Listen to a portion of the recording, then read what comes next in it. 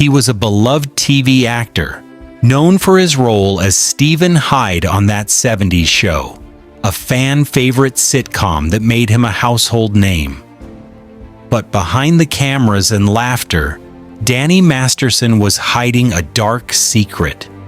A string of sexual assaults that would ultimately land him behind bars for decades. Actor Danny Masterson from That 70s Show has been sentenced to 30 years to life in prison. He received 15 years to life for 2 counts of rape. A jury found him guilty back in May of raping 2 women back in 2003 when he was at the height of his career working on That 70s Show.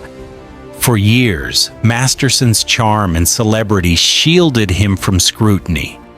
Multiple women alleged that he drugged and raped them. Yet fear, intimidation, and his connections within the Church of Scientology allowed him to avoid legal consequences for years. That changed in 2023, when he was convicted and sentenced to 30 years to life, ending a long saga of abuse and evasion. The allegations against Danny Masterson first surfaced publicly in the early 2000s. But remained largely uninvestigated due to fear of retaliation and his powerful ties to Scientology. Several women reported that Masterson lured them to his Los Angeles home, offered them drinks, and then sexually assaulted them while they were incapacitated. The case gained national attention after the Los Angeles Times and other outlets reported on the survivors' accounts, highlighting both the assaults and the role of the Church of Scientology in allegedly covering up his crimes. Prosecutors argued that the organization had intimidated victims and witnesses, discouraging them from going to the authorities. In 2023, after a highly publicized trial, Masterson was convicted of 3 counts of rape. Testimonies from survivors were central to the case, detailing the manipulation, fear, and trauma they endured. The jury found that Masterson had repeatedly preyed on women over several years, taking advantage of his celebrity status to commit the crimes with impunity. Following the verdict, he was sentenced to 30 years to life in prison, ensuring that he would likely spend the rest of his life behind bars. Masterson's conviction sent shockwaves through Hollywood, shedding light on systemic issues of sexual abuse within the entertainment industry.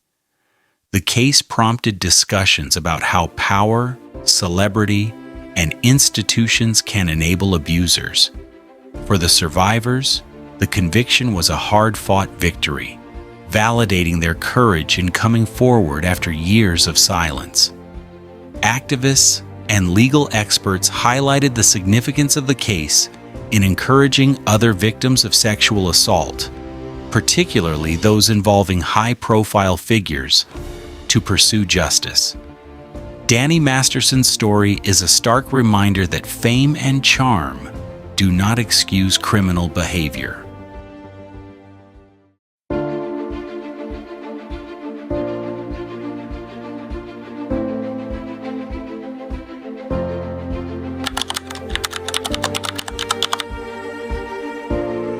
He was America's subway guy, a wholesome spokesman who inspired millions with his dramatic weight loss story.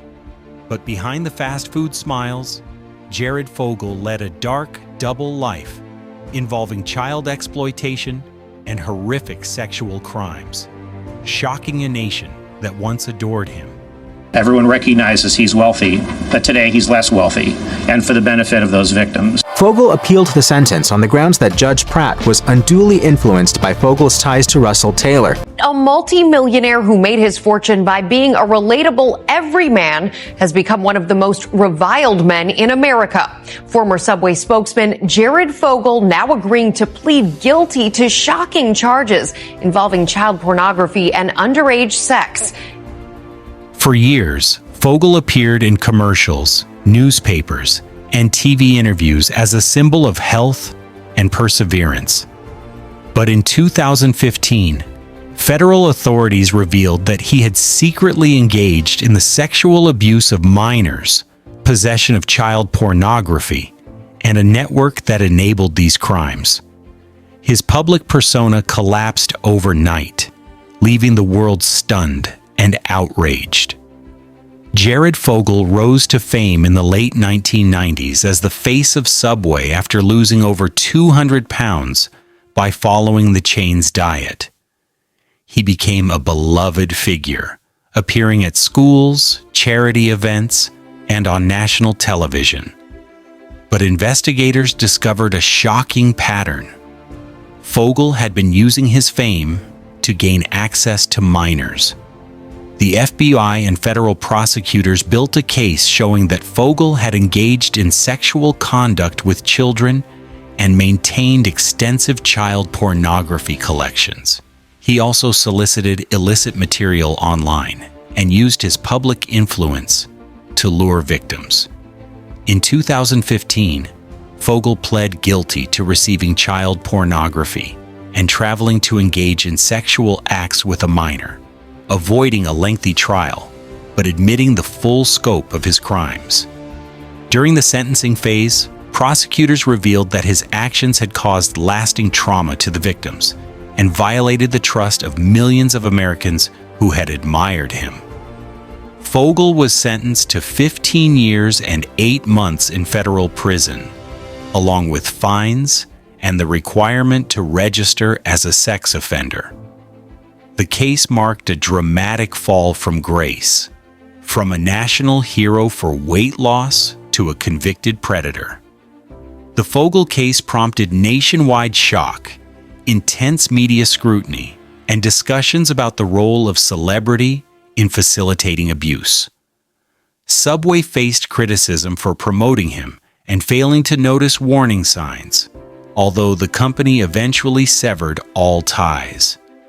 Victims' advocacy groups praised the prosecution as a critical step toward justice, emphasizing that his fame should never have shielded him from accountability. The case also heightened public awareness of child exploitation, online predators, and the importance of monitoring those in positions of trust. Jared Fogle's story is a chilling reminder that public image can hide dark truths. From beloved spokesman to convicted child predator, his actions shattered trust, harmed countless victims, and serve as a stark warning about the dangers of unchecked celebrity influence.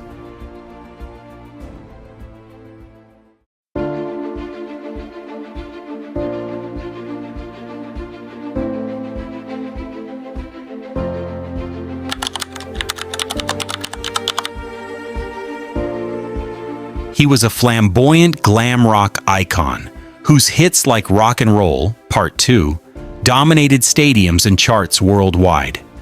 But behind the sequins, fame, and roaring crowds, Gary Glitter lived a horrifying secret life, repeatedly exploiting minors and evading justice for decades. For years, Glitter's stage persona captivated millions, making him one of Britain's most recognizable musicians.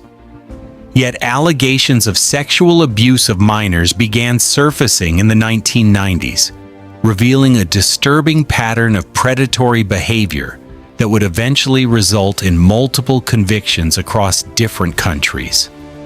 Gary Glitter, born Paul Gadd, rose to fame in the 1970s as a glam rock sensation.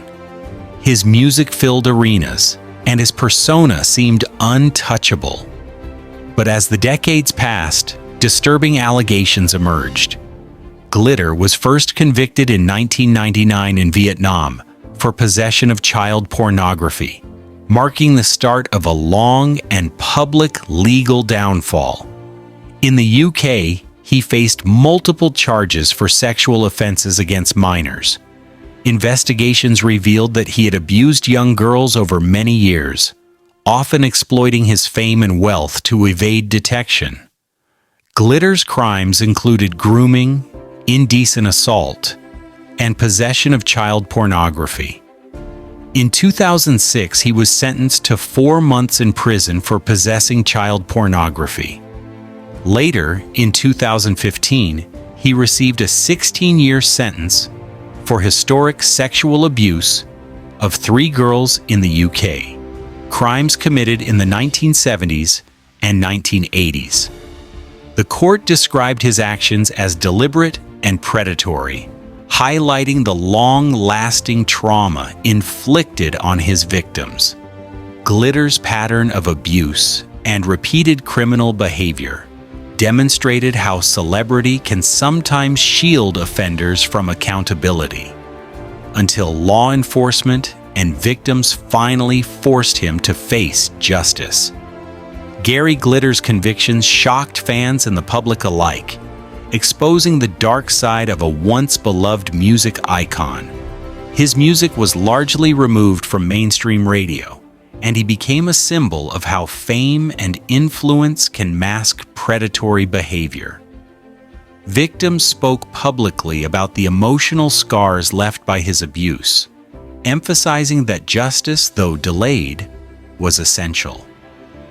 His case also reinforced international awareness of sexual exploitation and the importance of holding powerful individuals accountable, no matter their fame.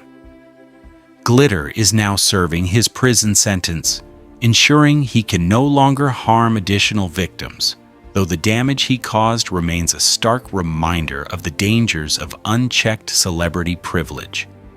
Gary Glitter's story is a chilling reminder that talent and fame can mask horrific crimes. From stadiums filled with cheering fans to a prison cell, his life reflects a fall from grace fueled by decades of abuse and deception. The courage of his victims and relentless pursuit of justice ensured that his predatory behavior was finally exposed, proving that even the most famous cannot evade accountability forever.